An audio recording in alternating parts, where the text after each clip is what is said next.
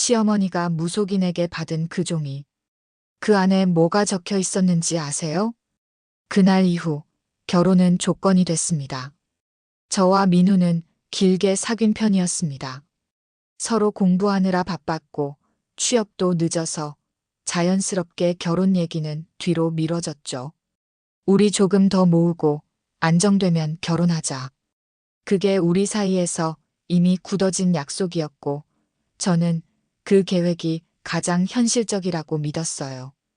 그런데 어느 날 민우가 퇴근하자마자 현관에서부터 말투가 좀 이상했습니다. 윤지야, 우리 올해 안에 결혼해야 할 것 같아. 저는 젓가락을 내려놓고 그를 바라봤습니다. 갑자기? 왜? 그러자 민우가 깊게 한숨을 쉬더니 난감하다는 얼굴로 말을 이어갔습니다. 엄마가 오늘 사주 보셨는데 우리가 올해 안에 결혼 안 하면 이혼할 팔자래. 순간 저는 민우 얼굴을 한참 바라봤습니다. 지금 그걸 진지하게 말하는 거야? 제가 피식 웃으며 넘기려 했지만 민우는 진심이었어요. 윤지야, 엄마가 날짜까지 받아오셨어. 이번 달이 아주 좋대. 그때 등줄기가 서늘해졌습니다. 이게 우리의 결혼이 아니라 시어머니의 일정인가? 불길한 느낌이 스치고 지나갔죠. 민우야, 우리 준비 하나도 안 됐잖아. 결혼 자금도 그렇고 서로 정리해야 할 것도 많고 갑자기 이렇게? 그러자 민우는 아무렇지 않게 말했습니다. 그건 엄마가 해결해 주신대. 집도 하나 해주신다고 했어. 집을? 응. 그러니까 우리 올해 안에 하면 되잖아. 나쁘지 않지 않아? 그 순간 저는 마치 누군가가 제 인생의 핸들을 빼앗아간 느낌이었어요. 우리가 얘기해서 정하는 결혼이 아니라 누군가 정해놓은 결혼식을 내가 따라가는 사람 같았죠. 민우야, 이렇게 갑자기 모든 게 바뀌면 나는 좀 불안해. 그러자 그는 오히려 제가 이해 못한다는 듯한 표정으로 말했습니다. 걱정할 필요 없어. 우리 엄마 사주는 진짜 잘 맞아. 그냥 올해 안에 하자, 응? 그 말을 듣는 순간 속에서 작은 목소리가 말하더군요. 이 결혼 뭔가 이상하다. 하지만 그 목소리는 너무 작아서 저는 결국 고개를 끄덕이고 말았습니다. 그래, 일단 얘기부터 들어보자. 그때는 몰랐죠. 그날 민우가 건넨 말들이 제 인생의 균열을 만들고 있었다는 걸. 민우 말대로 며칠 뒤 저는 예비시가에서 저녁을 함께하게 됐습니다. 분위기는 겉보기엔 평온했지만 이상하게 저만 긴장하더군요. 그러다 시어머니가 갑자기 제 손을 살포시 잡았습니다. 윤지 씨, 우리 민우랑 올해 안에 결혼해야 해요. 사주가 그렇게 나왔어요. 저는 애써 미소를 지으며 말했습니다. 안 해. 민우한테 대충 들었습니다. 그런데 저희가 준비가 아직. 그 순간 시어머니가 말을 끈 듯 웃으며 말했죠. 준비는 우리가 도와줄게요. 신혼집 말인데 엄마가 서울에 집 하나 해줄게. 그 말이 떨어지는 순간 방 안 공기가 미묘하게 변했습니다. 저는 놀라서 크게 눈을 떴고 민우는 자신이 한 건도 아닌데 왜인지 당당한 표정이었죠. 어머니 집을요? 제가 조심스럽게 묻자 시어머니는 다정한 듯하지만 묘하게 단단한 목소리로 이어갔습니다. 요즘 집값 비싸죠? 두 사람 모아둔 돈으로는 어렵잖아요. 그래서 엄마가 저층으로 하나 알아봤어요. 43평인데 아주 좋아. 저는 속으로 저층, 43평, 신혼집, 수백 가지 생각이 스쳐갔습니다. 단순히 집을 준다는 말은 고마웠지만 평수와 층수를 이미 정해놓은 게 걸렸습니다. 그래서 슬쩍 물었습니다. 43평은 조금 크지 않나요? 작은 평수로 가면 차액으로 혼수를 더 알차게 준비할 수도 있고. 그러자 민우가 제 말을 자르듯 말했습니다. 윤지야, 엄마가 다 생각해서 정한 거야. 우리 둘 사주를 보면 저층이 잘 맞는다더라. 저는 순간 아무 말도 할 수 없었습니다. 신혼집 크기까지 사주로 정한다고? 그러자 시어머니는 진지한 얼굴로 덧붙였죠. 민우가 토 기운이 부족해서 넓고 낮은 집이어야 기운이 안정된대요. 작은 평수는 절대 안 돼요. 저는 말문이 막혀 웃음이 나올 뻔했습니다. 아네. 그렇군요. 하지만 제 표정은 분명 흔들렸을 겁니다. 시어머니는 그 눈빛을 놓치지 않은 듯 말을 이어갔죠. 그리고 집을 우리가 해주는 만큼 몇 가지 지켜줬으면 하는 게 있어요. 그 말에 저는 등골이 오싹해졌습니다. 지켜야 하는 게요? 네, 큰 거 아니에요. 사주가 좋게 흐르려면 신혼 초에 몇 가지 해야 해서. 그 말투 자체가 이미 예사롭지 않았습니다. 제가 대답하기도 전에 시어머니는 준비해둔 듯한 종이를 내밀었습니다. 종이 위에는 깔끔한 글씨로 여러 줄의 항목이 적혀 있었죠. 결혼 첫해 아내, 아이 갖기 허니문 베이비 권장. 집 비밀번호 시어머니와 공유. 매달 사주에 맞춰 집 구조 일부 조정. 주말엔 반드시 시가에서 식사.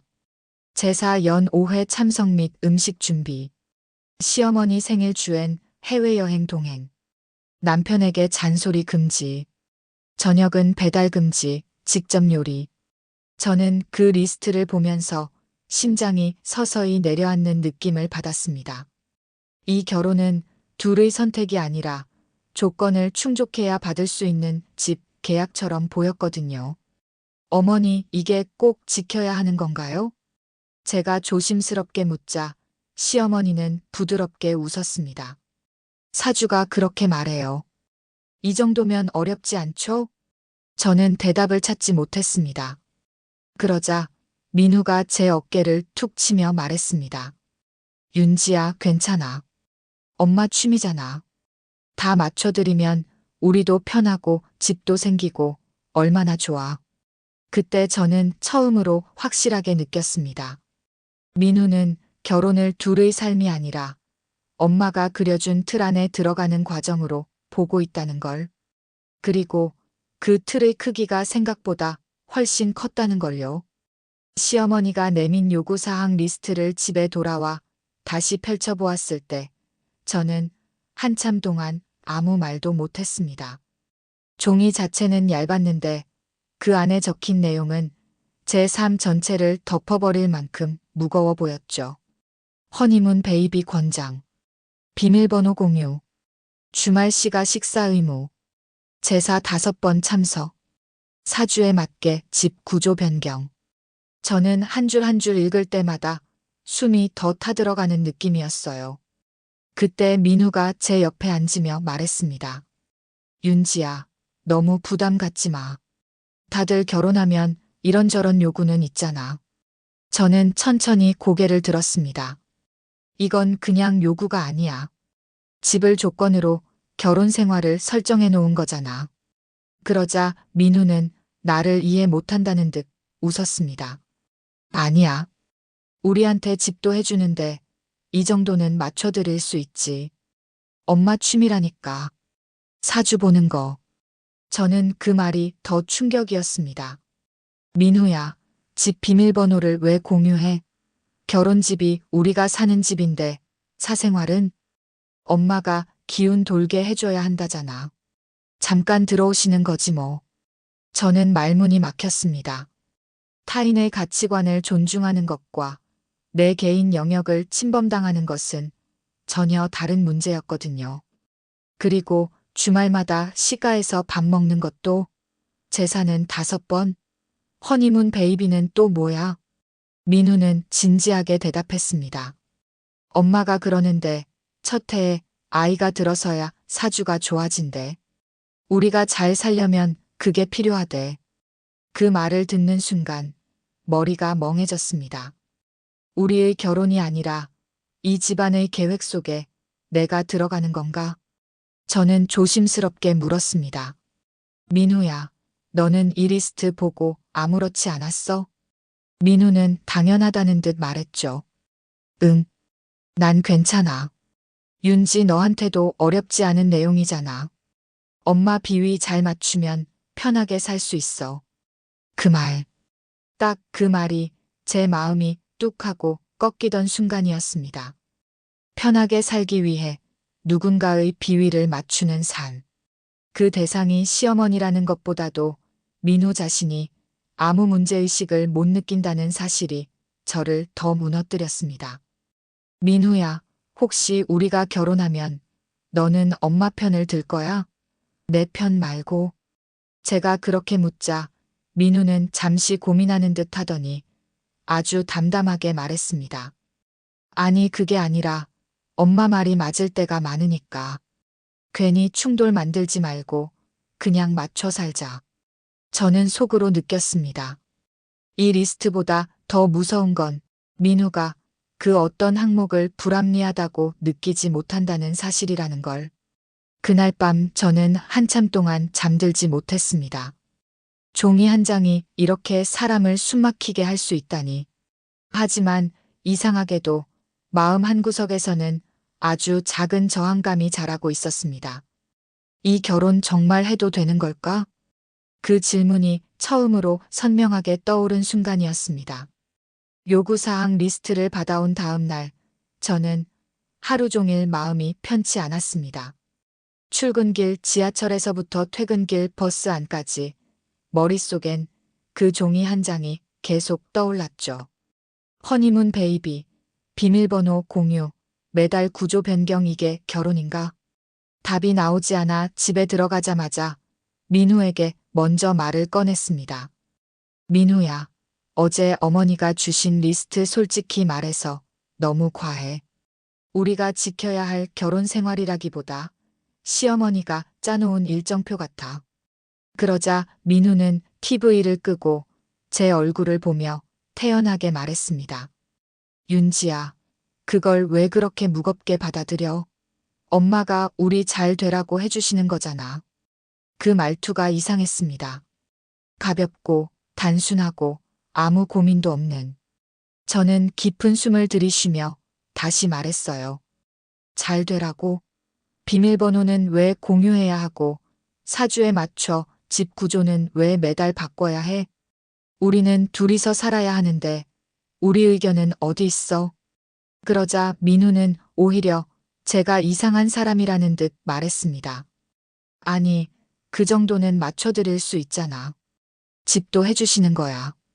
다들 결혼하면 어느 정도는 시댁에 맞추고 사는 거지. 저는 순간 마음이 철렁 내려앉았습니다. 다들이라는 단어에 숨겨진 게 뭔지 너무 잘 보였거든요. 민우의 기준은 항상 엄마였고 그 기준을 제가 이해하지 못하면 예민한 사람이 되는 구조였죠. 민우야, 결혼은 둘이 만드는 거야. 그런데 우리가 원하는 건 하나도 안 묻고 이미 정해진 틀에 내가 맞춰 들어가야 하는 느낌이야. 그러자 민우는 살짝 짜증 섞인 목소리로 말했습니다. 윤지야, 그건 내가 너무 생각이 많은 거야. 사주는 우리 집이 평생 믿어온 방식이야. 충돌 만들지 말고 그냥 편하게 가자. 저는 참았던 말을 꺼냈습니다. 그럼 나도 그 방식대로 살아야 해? 내가 불편해도? 민우는 고민도 없이 말했죠. 불편할 게 뭐 있어? 나도 괜찮아. 엄마 말이 틀린 적 없었어. 그 말을 듣는 순간 온몸이 차갑게 식었습니다. 너는 괜찮지만 나는 괜찮지 않아. 그 차이를 그는 몰랐고 알려고 하지도 않았습니다. 민우야, 혹시 결혼하면 너는 엄마 편을 들 거야? 내 편보다? 제 질문은 간절했지만 그의 대답은 차가울 만큼 단순했습니다. 엄마는 우리가 잘 살라고 하는 거니까 괜히 맞서지 말고 따라가는 게 맞지. 그 순간 저는 확실해졌습니다. 문제는 리스트가 아니었습니다. 그걸 받아들이라고 강요하는 민우의 태도, 그리고 그가 우리가 아니라 엄마를 기준으로 결혼을 바라보고 있다는 사실이었습니다. 민우야, 나는 점점 불안해.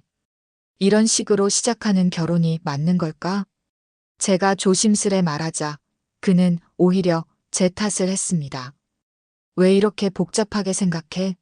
집 받는 게 어디 쉬운 일이야. 감사해야지. 그 말에 저는 더 이상 아무 대답도 나오지 않았습니다.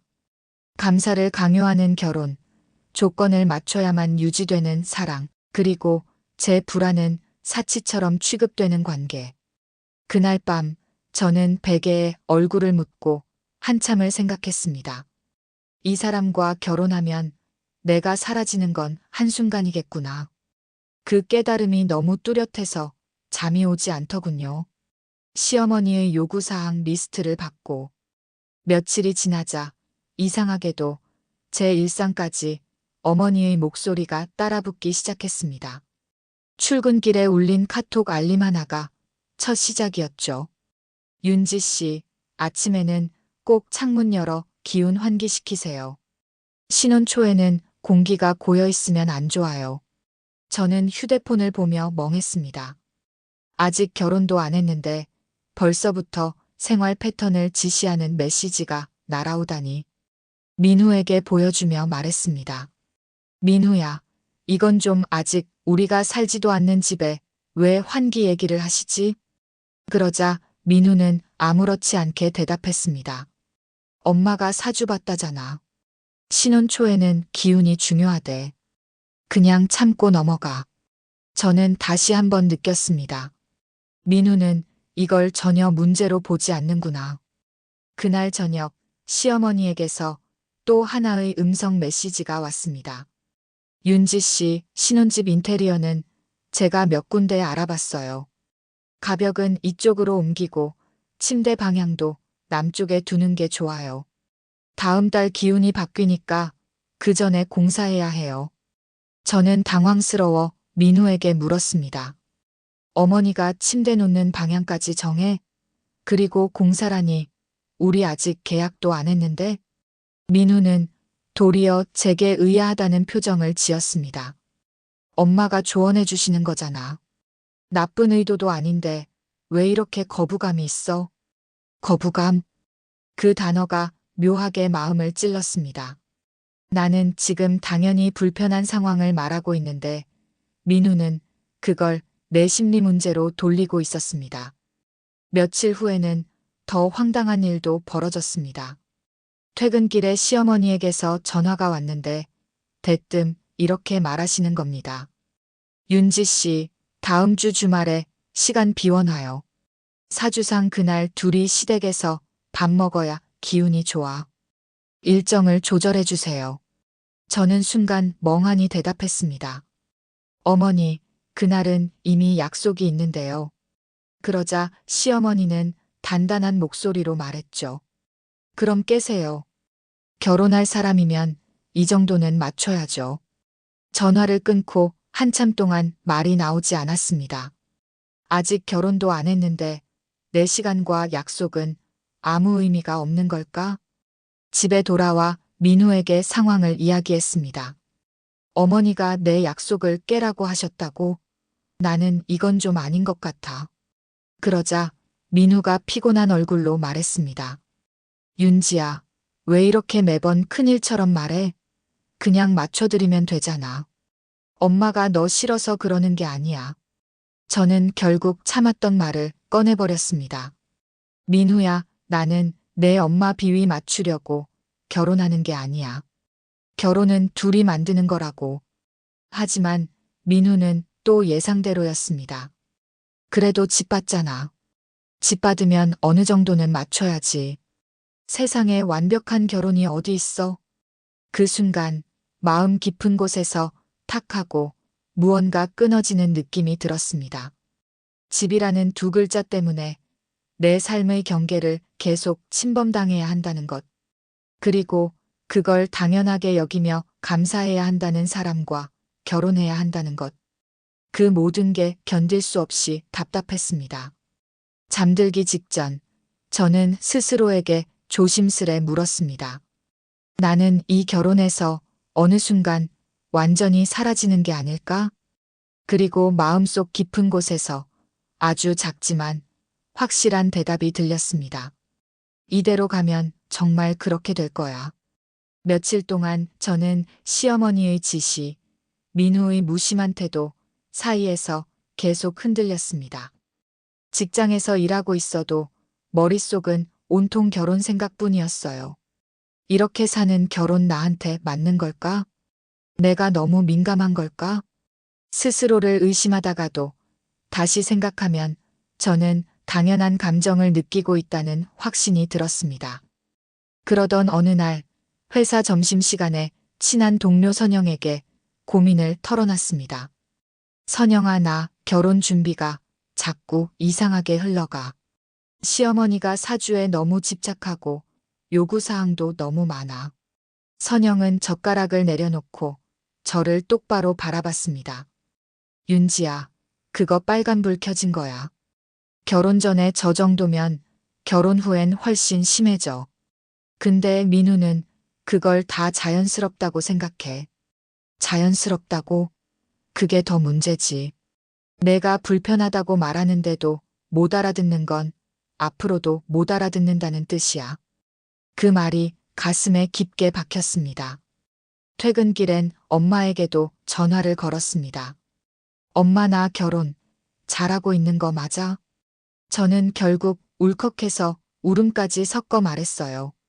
시어머니는 나를 며느리가 아니라 무슨 사주 도구처럼 생각하는 것 같아.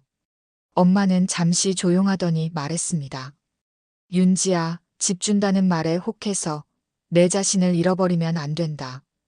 결혼은 평생을 같이 사는 건데 너를 존중하지 않는 집안이라면 다시 생각해보는 게 맞지. 그 말은 너무 현실적이어서 오히려 가슴이 더 아팠습니다. 그래, 이게 내가 느끼던 문제였어. 날 존중하지 않는 집. 그날 저녁 민우가 먼저 연락해 왔습니다. 윤지야, 엄마가 이번 주 일요일에 집 구조 보려고 오신대. 시간 비워놔. 저는 결국 답장을 보냈습니다. 민우야, 우리 잠깐 얘기하자. 나 지금 많이 힘들어.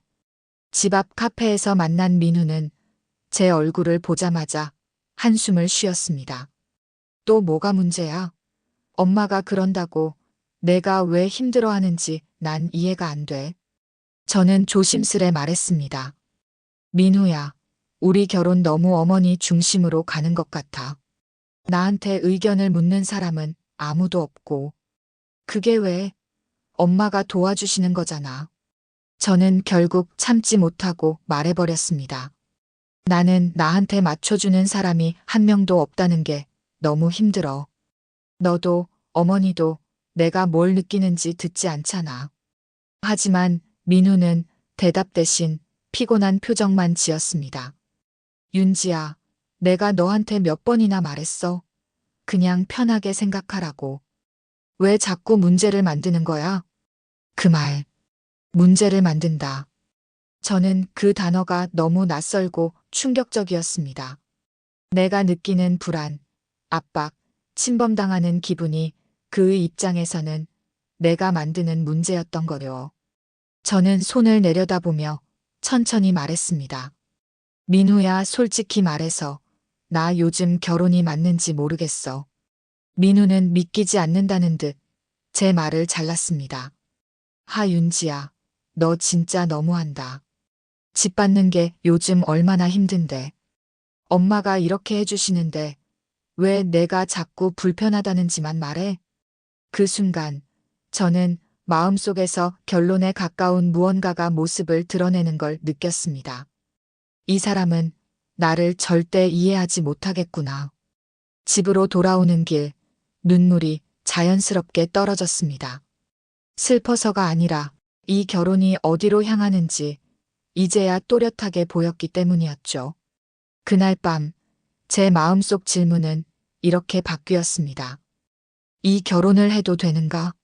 에서 이 결혼을 왜 해야 하지? 로. 그리고 그 질문은 결코 가벼운 질문이 아니었습니다. 며칠 동안 고민을 반복한 끝에 저는 결국 결정을 내려야겠다고 마음먹었습니다. 아무리 생각해도 지금 상태로 결혼을 진행하면 제 삶이 완전히 시어머니의 손바닥 위에 올라갈 것만 같았거든요. 그리고 무엇보다 민우의 태도는 단 한 번도 제 편에 서지 않았습니다. 저는 민우에게 메시지를 보냈습니다. 오늘 저녁 우리 얘기 좀 하자. 중요한 말이 있어. 카페에서 마주 앉은 민우는 불편한 기색이 역력했습니다.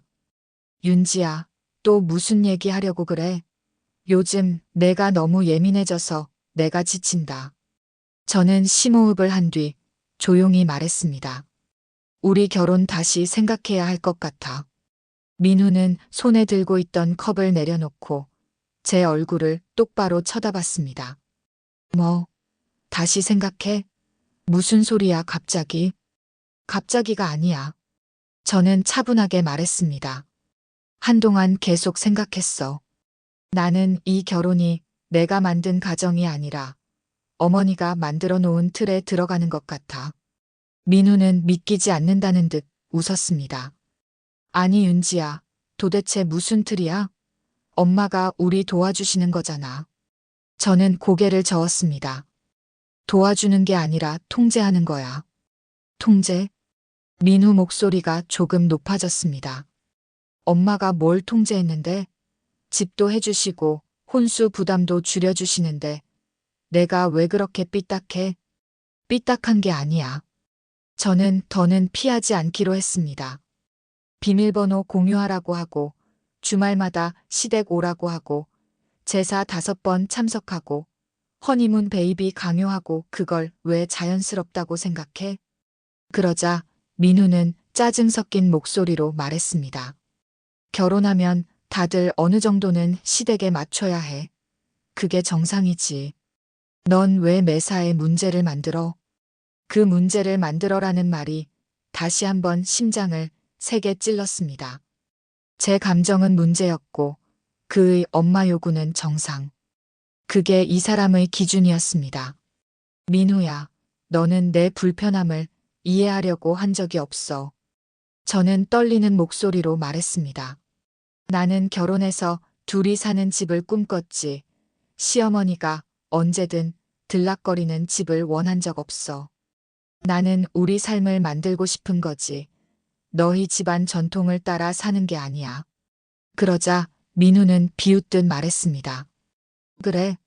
그럼 집은 어떻게 할 건데? 집 받기 싫어? 그 말. 바로 그 말이 제가 결혼을 멈춰야 한다고 확신하게 만든 결정타였습니다. 결혼을 사랑이 아니라 집 거래처럼 생각하는 사람. 저를 파트너가 아니라 조건 받아들이는 사람으로 보는 사람. 응. 집 없어도 돼. 저는 단호하게 말했습니다.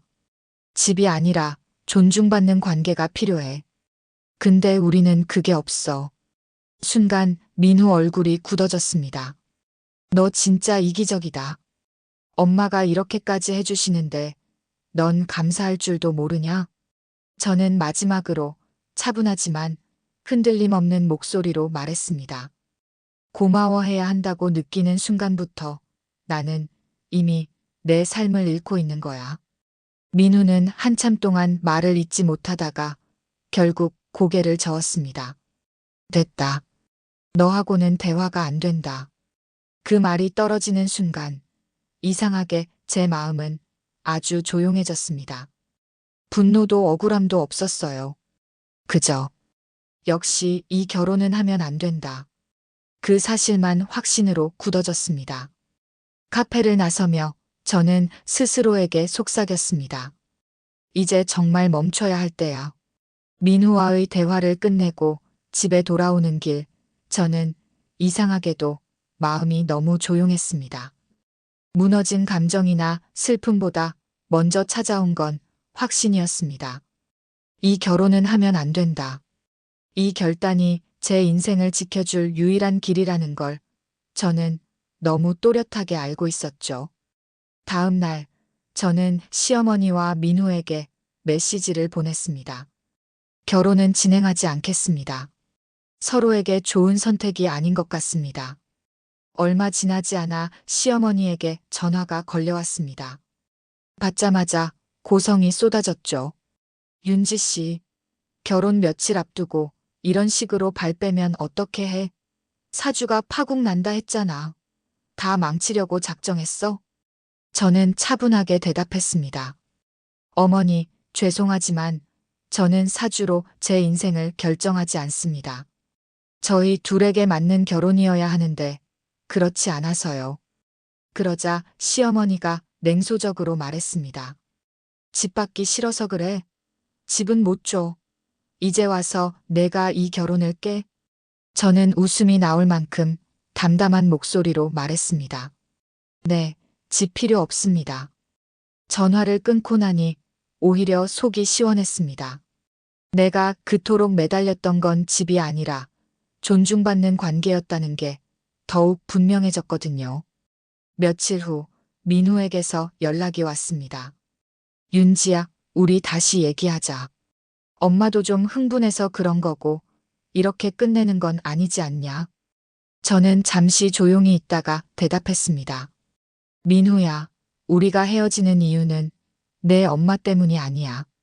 내가 내 불편함을 단 한 번도 이해하려 하지 않았기 때문이야. 그러자 민우가 목소리를 낮추며 말했습니다. 내가 잘할게. 그냥 결혼하자. 집 문제도 다시 얘기해 볼게. 이때 저는 정말 명확하게 알았습니다. 민우에게 중요한 건 사랑이나 관계가 아니라 결혼 자체를 유지하는 것, 그리고 엄마가 정한 틀에서 벗어나지 않는 것이었죠. 그래서 저는 마지막으로 이렇게 말했습니다. 민우야, 나는 내 엄마의 며느리가 되려고 결혼하는 게 아니야. 그리고 너도 나를 이해하려는 마음이 없잖아.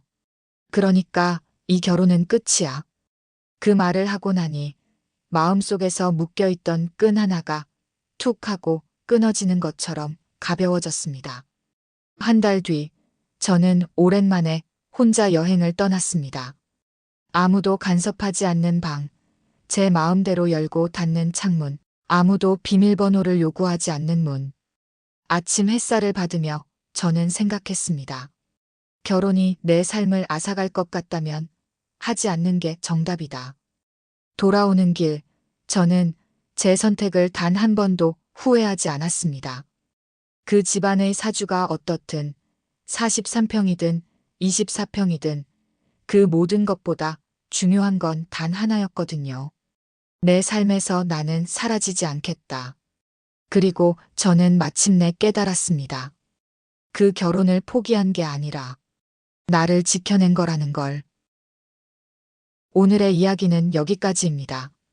여러분의 구독과 좋아요는 영상 제작에 큰 힘이 됩니다. 구독과 좋아요 부탁드립니다.